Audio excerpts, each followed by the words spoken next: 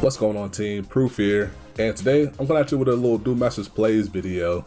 And if you weren't already aware, I've been taking a step back from making content, kind of just been relaxing, enjoying life, and not having to make content.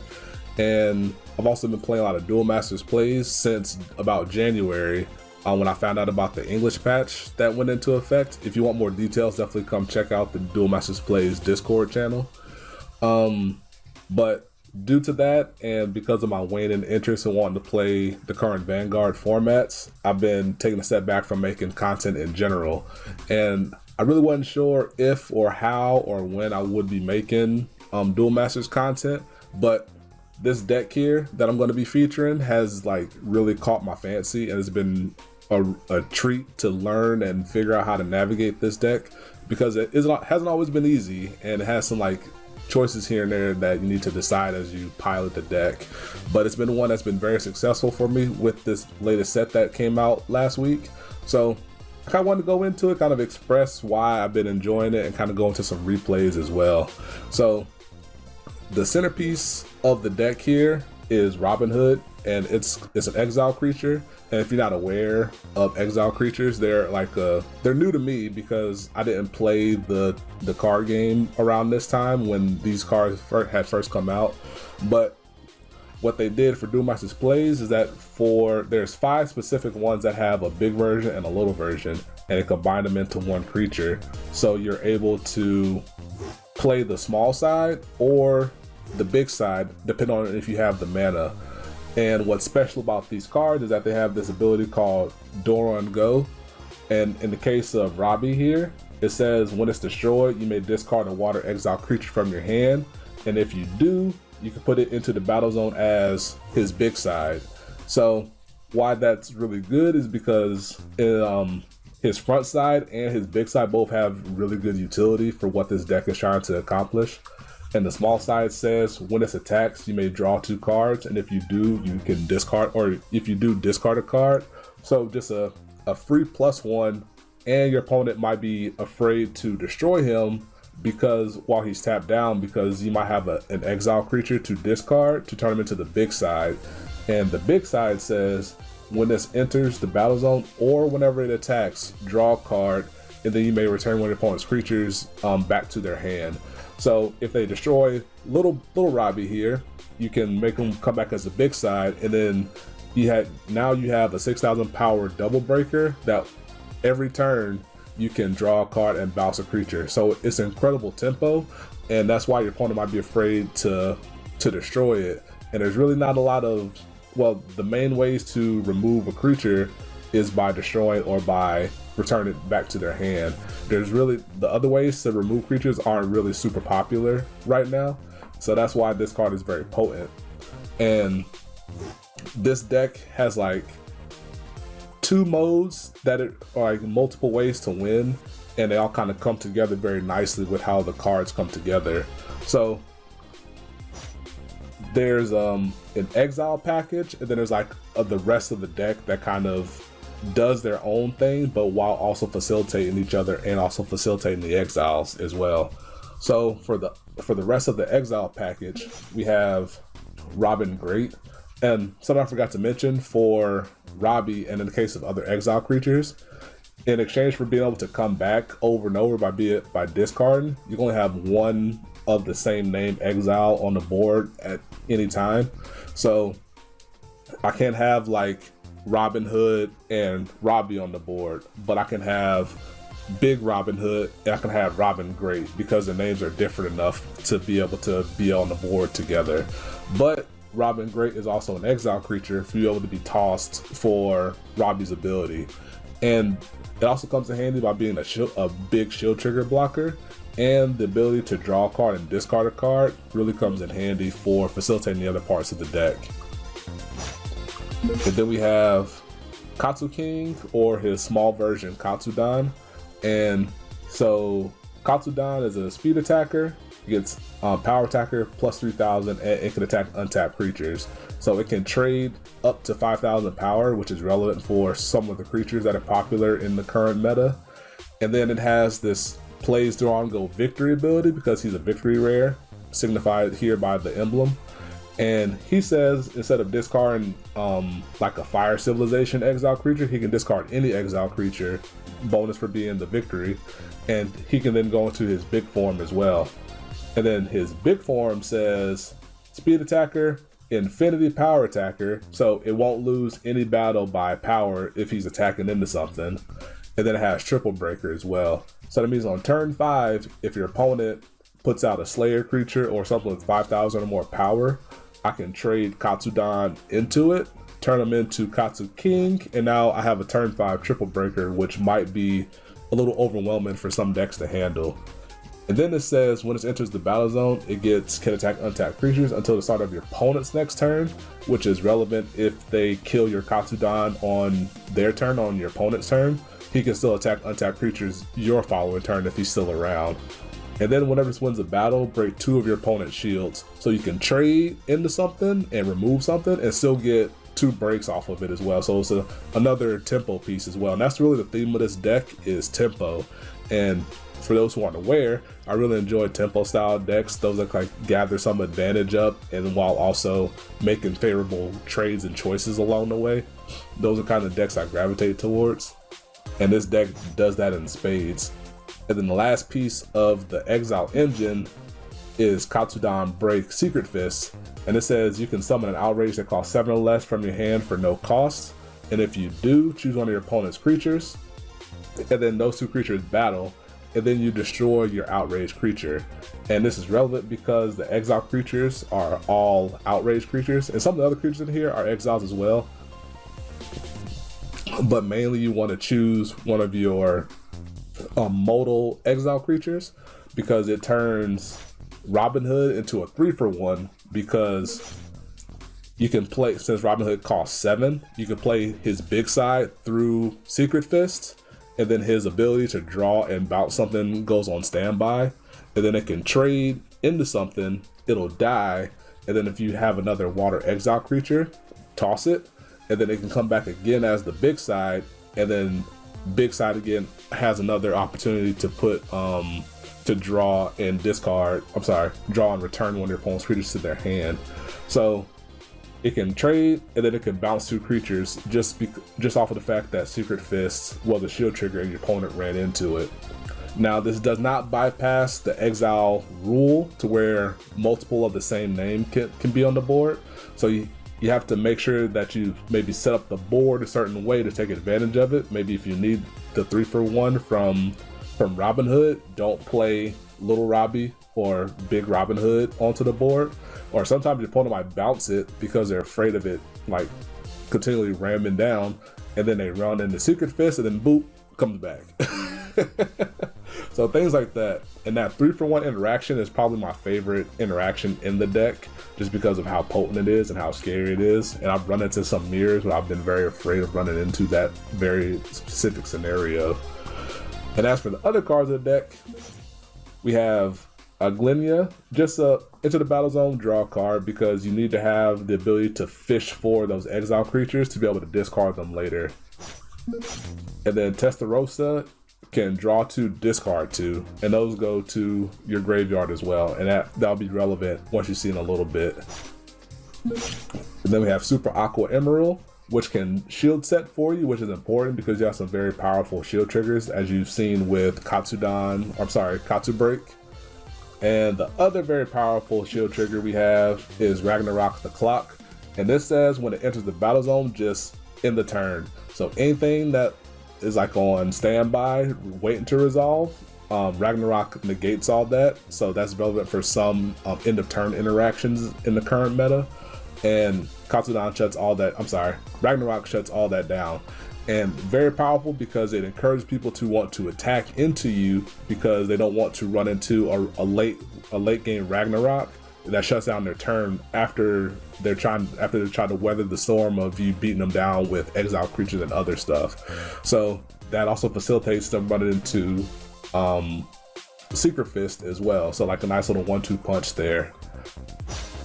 And then Alice here, she's just a scry 3 basically, and allows you to set up your current turn and allows you to set up for future turns as well.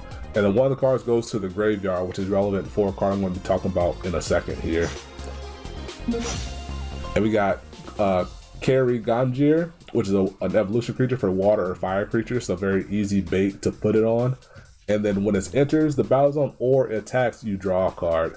And 6,000 power on turn 4 is usually difficult to handle, like the very next turn. So you might be able to get 3 draws off of Kari here, and just while double breaking your opponent down, because this deck wants to beat the opponent down as quickly as possible. I talked about those. And then we have one of the payoff cards for cards being discarded and going to the graveyard in Crossfire Millionaire. He has Gravity 0, which means if you meet the condition for Gravity 0, his mana cost becomes 0, so you can play it for free. And so it says Gravity 0, 6 or more creatures in your graveyard, and you don't already have a Crossfire Millionaire on the board. So easy to accomplish thanks to being aggressive and your opponent killing off their creatures for you. Also usable by like Testarossa or Alice putting cards into the graveyard for you, and other stuff like that. It's like one of your finishers that you can play alongside something very threatening already. And it has Speed Attacker, relevant, means it can attack the turn you play it. And then Power Attacker of +1,000,000, which means it can trade into anything for power on attack. So kind of superfluous, but funny nonetheless. And then of course is a double breaker. And then the last card I want to talk about is our last like discard outlet, our discard payoff card in Kubrick. So he says if you have 3 or more fire cards in your mana zone, this gets Speed Attacker, which is not the relevant part of his ability. It's this part here. It says when this creature is put into your graveyard from anywhere, if you have 3 or more water cards in your mana zone, you may return one of your opponent's creatures to its owner's hand. And he has a hard once per turn, so you can't like chain discards together and wipe their board because you happen to draw all your Kubricks at the same time. So you can like space them out and maybe go like one turn. And since it's once per turn, if you activate Robin Great off of Shield Trigger, you can discard a Kubrick and have a blocker on the board and return one of your opponent's creatures back to their hand. Those are some of the cool interactions that this deck has to offer. So that'll do it for the deck profile. I know it got a little wordy, but I just kind of wanted to just explain the cards before we go into some of the games as well. So be right back with those. All right, and here with the first replay, and I tried to find like 3 to 5 replays that kind of showcase the deck in different matchups, different situations, and kind of show why I've been really enjoying the deck, kind of showing some of the interactions and gameplay features. So we'll see what we get to. I don't want the video to be incredibly long, and you know how it be sometimes. So I'm going first in this game, and my hand is not that fantastic, but we do have turn 3 Robbie activated, able to be played. But we also have Emerald here, which could set Secret Fist down. So let's see how things shake out. So I set a Millionaire down. I won't need that. It's gonna be hard for me to get it set up early anyway. So they play their own Kari, which means it could be either like Fire, Water, Exile, a mirror match, or it could be GT, 5,000 GT, which is a new card that came out, which is a graveyard based deck. He costs 1 less for every creature in your graveyard. So this card, similar to why it functions in my deck, is to beat the opponent down early so that you come over the top with your big finisher later. So this card like set off some alarm in what they could be playing in this matchup. So I set Katsudan or Secret Fist, don't really need it, but I did have a turn 2 play, which is unfortunate. And seeing Schoolman here kind of confirms that they're a graveyard base 5,000 GT Riot deck, so you just need to keep that in mind. And they played their own Linya to draw a card. I'm jealous. But I set down the Emerald. It could have been better to set down this Katsu Break, the Secret Fist, because maybe I could have drawn Ragnarok the following turn to then set it. In this matchup, setting down Ragnarok is decent because one of the abilities of 5,000 GT means that I cannot summon Ragnarok from shields, so it may not be relevant there, but it could be relevant if they don't get to that GT route and need to go the beatdown route, and so that's when it comes in handy to have it set in shields later. So And I only have one water card in my mana zone for Kubrick, so it's something to keep in mind as well. But I was able to get Robbie on the board. They play Time Tripper. Time Tripper says your opponent puts cards into your mana zone, your mana doesn't increase, so I could play a card to mana here, but I was gonna say 3 out of 4 instead of 4 out of 4. So it would shut down me trying to play my own Kari, for example. But I don't have it, so it doesn't matter. I discard the Kachua King because it doesn't really matter right now. And then I can always play Alice next turn if need be. And then if they kill off my Robbie, I can still turn into Big Robbie, Robin Hood.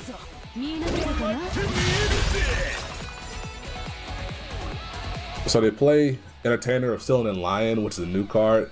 And the important part of this is that when your opponent puts a creature into the battle zone without paying its cost, destroy that creature, which means that if they attack into Robbie here and I bring it back as Robin Hood, Entertainer would kill it, but then I would still be able to get the draw and the return back off of it, but I won't be able to have a big Robin Hood on the board unless I had another Water Exile to then bring it back out a second time.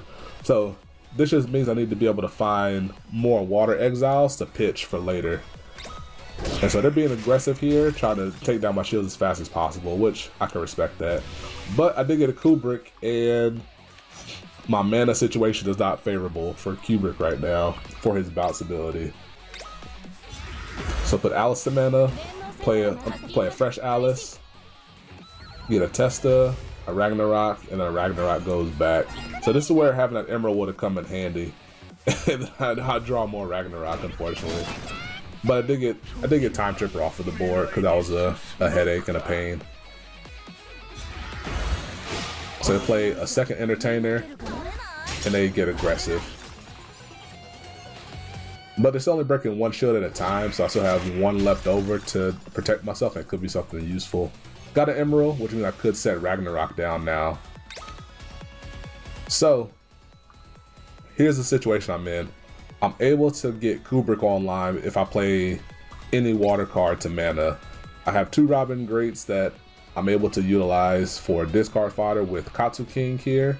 Kachua King cannot attack into, it cannot trade to force it to die, Katsudan, because it attacks at 5,000 power, and none of these have 5,000 power or more. And even then I couldn't attack into the Entertainers because they have ability to not be attacked if they have other creatures on the board.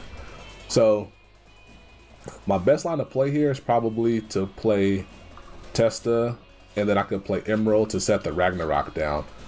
I don't remember what I did at this moment in time, but looking back at it, I would set I probably set Glenya to mana. And I still have Robbie here to force the Kubrick, so I don't need to necessarily play Testa. So I could put Testa into mana, play the Glenya and the Emerald to draw a card, get some stuff on the board, and then I can force the removal with the Kubrick while swinging into this Glenya over here. But let's see what Pass Proof did. Put the Ragnarok to mana. What was I cooking? So I put the Ragnarok to mana, I guess maybe to play around GT shenanigans. But if I'm playing Emerald here, that means I can only set down the Katsudan, the Secret Fist here. Okay. Play the Glenya still. Got a Kari. Trade that way, and then break a shield. And then remove that. Interesting.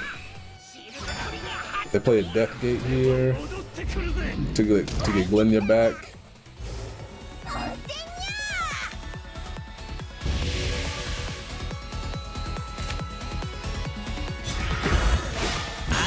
They play Atsudo, which is a water darkness version of Testa, so same ability. They discard a Kubrick to return. So they return my Robin Hood with their... So if we're thinking in the mind of my opponent, they're probably thinking that I set Ragnarok down instead of the Secret Fist. And because of that, they wanted to make a wide board and then break my last shield, and then they wouldn't have to worry about whatever I do the following turn because they removed the big threat and Robbie off of the board. But little did they know that I set Secret Fist on the board. So this is effective against playing around Ragnarok. Not as good about playing around the Secret Fist 3-for-1. So play Robin Hood, trade with the Entertainer. This is gonna die anyway. Now Entertainer's off of the board, so the revived Robin Hood will stick on the board this time.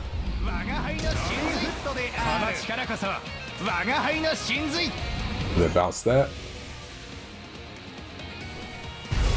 And now I have the ability to go for game because I play another Katsudan or Secret Fist.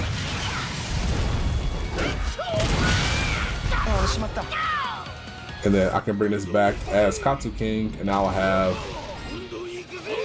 Triple Breaker here, which means if they have a Death Gaze, if they had a Death Gate, did they have it? Did they show one? They did. So this card here, Death Gate, if they had one in Shields just now, they could have brought the Ragnarok back to end my turn anyway. So it kind of is what it is at this point. You're not really playing around anything. You're just hoping that they don't have it. And then we went Glenia.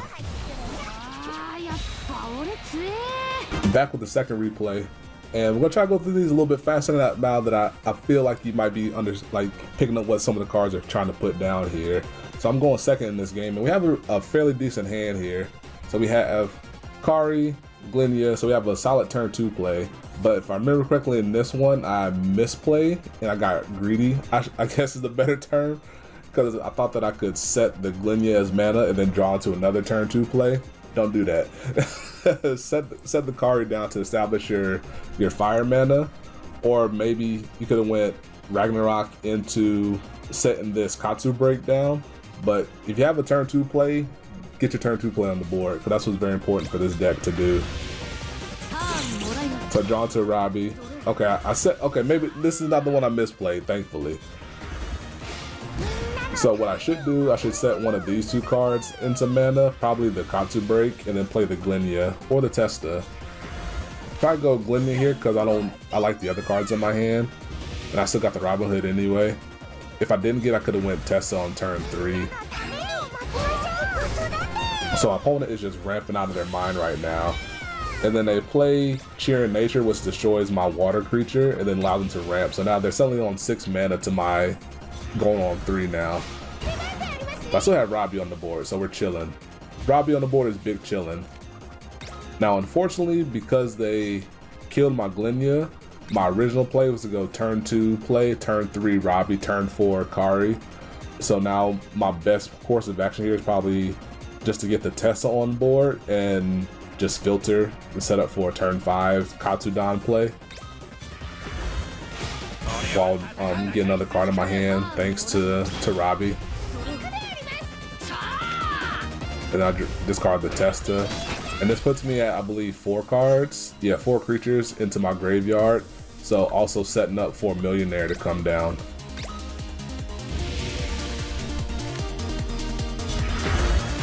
So with their 7 mana, they go right into Bulbasaur.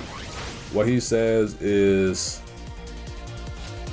when it enters the battle zone, restore 7 of your available mana. If it's your 10th turn or later, restore all mana. So since he has 7, restore 7. So it's basically just a free 7 drop on the board.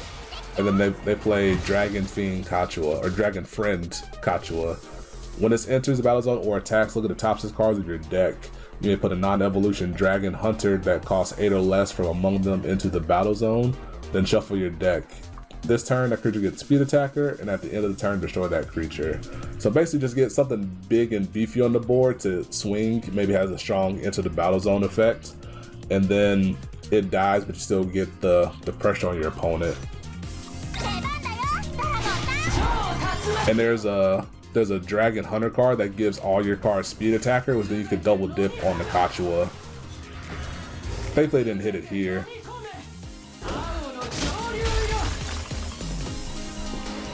So they're just being very aggressive here. Get me down to 1 shield. I get the Robin Great here. I draw Kubrick, I toss it, and I toss the Kachua, which in theory still fine because I couldn't. Yeah, I returned the Kachua with the plan to go Katsu King on the Bulbasac. And then this card dies. So, you know, the Katsu break, toss it, go Katsudan. My plan here is try to go for game. Unfortunately, I couldn't trigger Millionaire in the same turn.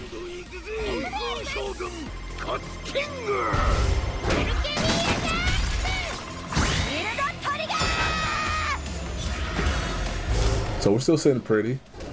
This swings. Unfortunately, got the soul swap, and in my mana zone I had a Ragnarok. So that kind of goes back to what I was talking about in the deck profile, is that mana, Ragnaroks and mana are prey to cards like soul swap. And if you're not aware, I think it hadn't gone to the graveyard yet. There you go. So the turn ends. Soul swap says you may put a creature into its owner's mana zone, so either them or me. And if you do, put a non-evolution creature that costs the same as or less than the owner's maximum mana from their mana zone into the battle zone. So they just swap my creature out, put Ragnarok onto the board, shuts down the turn. Granted, it didn't really matter, could have been anything really, but if I had broken shields in a different order, like if I didn't go with the triple break with Katsu King first, and I hit the one, or sorry, if the one shield I hit with Robbie was the soul swap, they could have swapped like Katsu King into Ragnarok, ended the turn with 3 shields on the board, which would have been very painful for me. But at least in this case, I was close to trying to push for game because I knew that danger was lurking. But it didn't pay off, unfortunately. So they drop a Bulbasac. They draw another Kachua. They get the Ryusei Eternal, which gives speed attacker to their board. So now they can double dip on the Kachua if they really wanted to, which is your advice to do so. I think they just whiffed this time though. And I had nothing. So lost that one. But I wanted to show that one just to put into your mind about how Ragnarok can shut you down in certain cases. Alright, third replay. Maybe last one, we'll see. But I have a decent hand, no turn 2 play, but as you can tell, like you kind of see where the game plan kind of goes, that like it's stick Robbie on the board and let that carry you through the early game until you can set up your other future plays. So set Millionaire down, I don't need it again, and it also gets my fire mana established in case I draw a turn 2 play. I didn't in this case, but I still set down the Robin Great because I didn't really need it. So my opponent is playing Wedding Gate, which is scary for my deck because one of the cards they can bring out forces discards based off of a certain condition. And discard is bad for Exiles, as you may have picked up, because if you have no hand, you can't discard to save your exile creature. I can't turn Little Robbie into Robin Hood, so that's scary for me. So gotta look out for that. And then they also played down a start dash here, which makes their first darkness creature cost 1 less, which is good synergy with a card that costs 4 that you want to play on turn 4 or as soon as possible that they're going to play in this game. But I get down Robbie anyway just to keep my game plan on track. They have a Ragnarok, which is something to keep in mind. And this is Karmagen, the card I was talking about. You can burn a shield of your own to draw 2 cards, and it makes your non-light angel commands cost 1 less and your unknowns cost 1 less.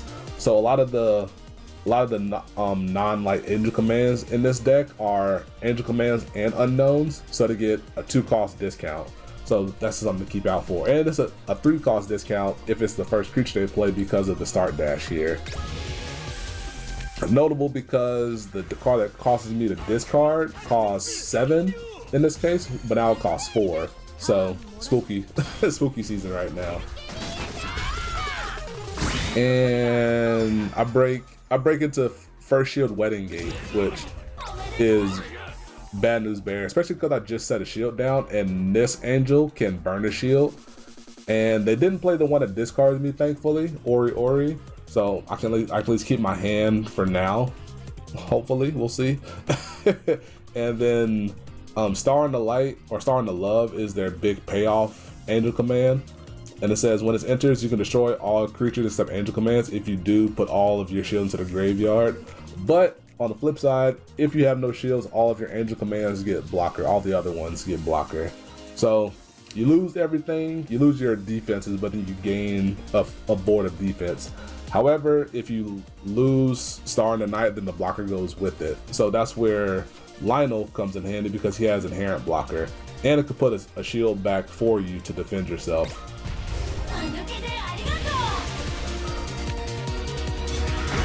So I play that, drawing some cards with Aquan Junior Delivery. But I still have a hand and I have Robbie. So we can make some things happen. We can make the world go round.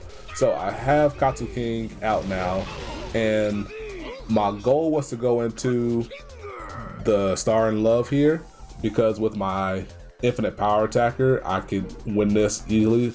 Unfortunately, I have Lionel here, so they were going to defend it. On the flip side, I was still able to go into a shield potentially. I still break 2 shields because of the battle as well. However, they caught a Silent Spark, which can tap down all my stuff. So my Robbie I wasn't able to get value off my Robbie. Now they did make an interesting call here. They chose to go after my Katsu King over my Robbie. And if my last card in here was an exile creature, that could have been scary for them, because I guess either way the card that they attack could come back. But at least in this case, I would not have been able to draw and bounce off of it, which means they could have lost the game on the spot here, potentially, if this last shield wasn't, who knows what it is. If it was a Wedding Gate, they could have brought it all back. But it's like, I've seen a lot of people make these seemingly risky calls with your exiles on the board by attacking into them and just being like, if you got it, you got it. And I've seen people lose games that way as well.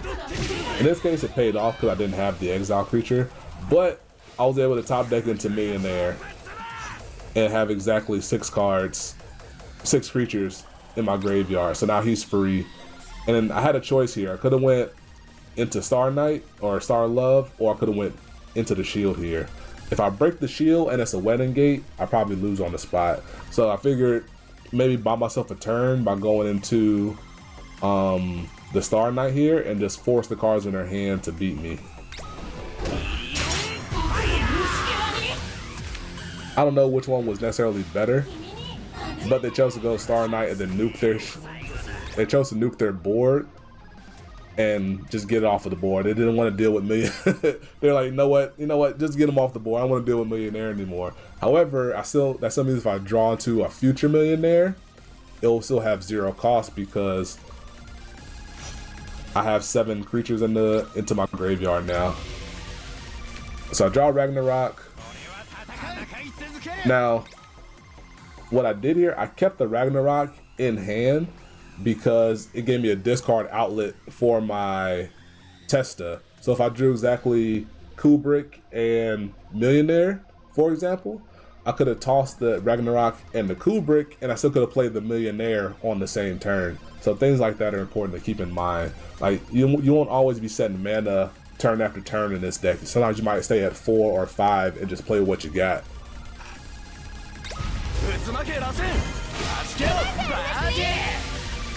And then I chose to return the other card. That way they weren't able to double dip on the kill here. And then I draw Robin Great here, which meant that I have a outlet for my Robbie to come back, which means I have game on board because they have to block with one of the creatures here, taking a blocker out of play. Robbie comes back as Robin Hood after the kill, and then it bounces the other blocker. So game on board. So it goes away, discard Robin Great, come back as Robin Hood, bounce back the Ori, and then Testa squeezes through the door. That little little crack in the door to get the dubski. All right, so this is replay 4 and likely the last replay of the video. I think you guys starting to understand what the deck is really doing, how it's really cooking. So I have another subpar hand. I have no turn 2 play. I have no Robbie to play on turn 3. I do have Alice on turn 3, which might be able to get me out of a bad situation if I don't draw into anything else. But I have shields or cards I'd rather have is shields, and then I have no payoff. I have a payoff for Robbie, but no Robbie to speak of. And my opponent went first. So I have Emerald, so now I have decisions to make. I can go turn 3 Alice or turn 3 Emerald now. My opponent is ramping. This card killed itself to ramp up to the next card. So looking at what my opponent is playing here, it looks like they're playing 4-color control, which means that setting down either of these with Emerald may not pay off because they play a card that burns your shields down. That does mean it works with Kubrick, but it doesn't mean, it means that my shield triggers can't activate. So it really doesn't matter, but at the very least it might, if I play Emerald down and set something, I might get something back in return that might be more useful than what we see on the screen here. And that's kind of what my thought process was. However, I still didn't have a turn 2 play. And my opponent played the Scourge of the previous set, Miss May the Bunny. This is another modular card that has a 1-mana side and it has a 4-mana side. The 1-mana side says when it attacks your opponent and is not blocked, if you have 7 Dreammates, which is what it is, you win the game. If not, you stop the attack so it doesn't hit, but then it flips to its 4-mana side. And the 4-mana side says if you have 7 Dreammates, when you untap this creature, it turns back to the 1-mana side, so that way it allows you to attack the following turn. If not, you look at the top card of your deck, and if it's not a Dreammate, it goes to the mana zone. And if it is a Dreammate, you have the ability to call it onto the board. So idea that you can spam the board with Dreammates, or as most people have played this in the previous set, you play only Miss May as your Dreammate, but you get the free mana every turn. And that's what this deck is trying to do here. So unfortunately, they were able to get this down with me not having a lot of ways to interact with it. But I kind of just wanted to go forth with my game plan of getting an Emerald down and trying to see if I can turn my piss poor hand into something more functional. So I set the Kachua break in the case, and we got the boy. We got Robbie. So at least we could probably do something with it potentially. And then they play. Is this the first time we've seen this card? Yeah, first time we've seen Ryusei Hole. So I guess it gives me a chance to explain this zone here is called your hyperspatial zone. It can have 8 cards in it, and you can summon them by spells or creatures that allow you to play something from said zone. And Ryusei Hole is arguably the strongest spell in the game, because it says you can put a fire, water, or nature hunter psychic creature cost 7 or less into the battle zone, and then you choose one of these 3 options, whichever best fits the situation. You can draw, you can destroy something with 3k or less, or you can mana ramp. So on top of having a bunch of high utility options, the spell itself is high utility, and that's what makes it so incredibly powerful, because it has a lot of different outcomes. Because you can mana ramp, and then you can play the best other card to fit the situation, or you can draw a card and then you can play another card that allows you to mana ramp, things of that nature. So it's like very situational, but allows you to help like navigate any situation, and so it's incredibly powerful. The card they chose to bring out is Kaiser the Victorious, which means that my mana can't increase while it's on the board when I play cards. So similar to Time Tripper, if I add a card, it's not gonna count this turn. It doesn't matter though, because I play Kubrick to mana and I still have 3 left over, and I drop our Robbie on the board. So they land a Miss May so they can double ramp the following turn. But they soul swap into Cyber Endworld, which means everybody shuffles their hand in graveyards and then draws 5 cards. And my hand that I get back is actually pretty solid, because if we're looking at my mana situation, I have 4 4 water cards in my mana zone, and I have Testarossa, and I have Kubrick, which means I have the ability to remove these, and I still drew into an exile creature to trigger Robin Hood, and that's what we're gonna do. Oh, wait, almost forgot. Robbie discards as well, which means I can discard the Testa while drawing 2 cards with the Glenia. So I can make my board wider while going +1 with the Glenias, and then I can still return something with the Robbie through Kubrick. And if you choose a hyperspatial creature, it doesn't go to hand, it goes back to the hyperspatial zone, so your opponent can't get the card back. So I double draw with Glenia, and then I suicide this into the May on the board, discard a Robin Great, come back as Robin Hood, and then I get the May off the board once and for all. So I've reestablished my board presence while also getting myself into and reducing my opponent's tempo down as well. Play another Ryusei Hole. They go into Galio Kaiser, which can attack untapped creatures. Essentially, that's really all it's there for, to try to reduce my aggression down. I'm at 5 mana now, going to Katsu King, or Katsudan, and I trade into the Kaiser, and then I toss something else out. Toss a Robin Great, comes back as Katsu King. I swing into the Cyber End World, and I break 2 shields in the process. But they once again do the Soul Swap Ragnarok sequence, and then they go into Code King Wilhelm, and he says destroy one of your opponent's creatures, and then choose a card in your mana zone and destroy it. And then whenever something goes into the graveyard from anywhere, as long as you have more than 10 cards in your deck, Wilhelm will ramp you by that same amount. So they kill my Ragnarok, toss my Testa, and then they ramp 2 cards. And then they have more ramp with Jasmine here. But resiliency continues. We drew the Millionaire. The Millionaire is able to activate because I have enough cards to proc it. I evolve Testa into Kari. I have a draw, and then I play the Millionaire, and then I can draw a fresh card thanks to Kari's attack. They have a Don Vacuum to remove something. This comes back to my hand, but I can still break the last shield to get through any other bad times my opponent might have to offer.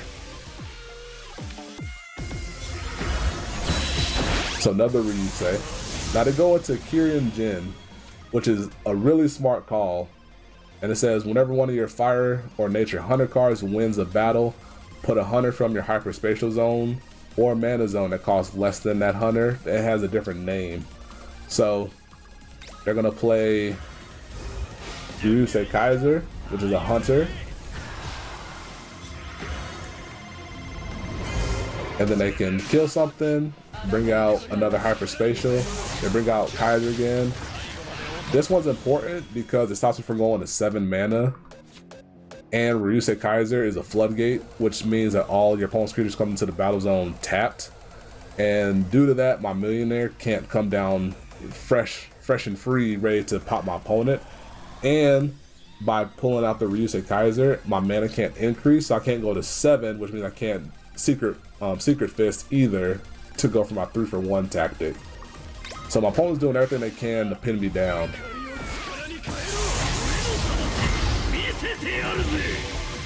However, our boy Kubrick, and I had decent odds of drawing a Kubrick, maybe between, like, if I didn't draw it here, I had another dig at it with the Robin Great because the draw happens before the discard. So I could have drawn and then maybe top decked the Kubrick and then discarded it.